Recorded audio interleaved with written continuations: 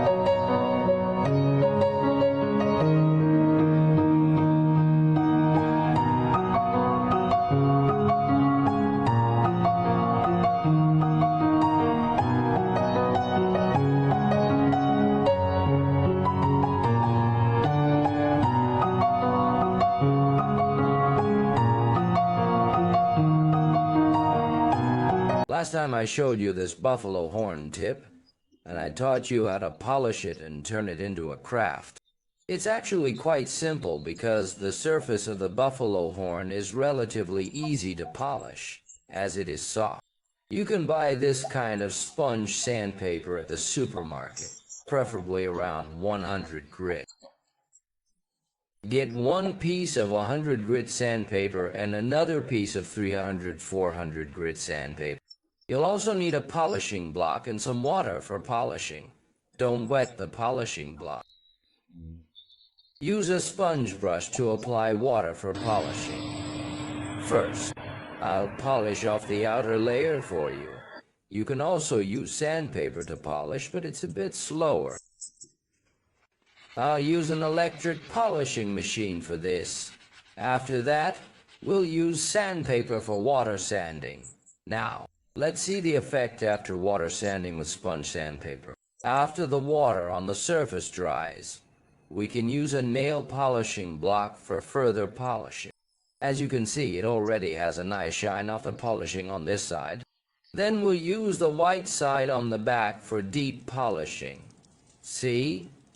The effect comes out after deep polishing, and this is the final polishing result. Then we'll apply a little oil for maintenance. As long as you wipe it with oil every day, it will gradually become more and more beautiful. With this kind of polished horn, you can make it into a small ornament on the desktop. Or you can polish it flatter and give it to someone who does engraving outside to make it into a seal. It can also be made into a bone for massage.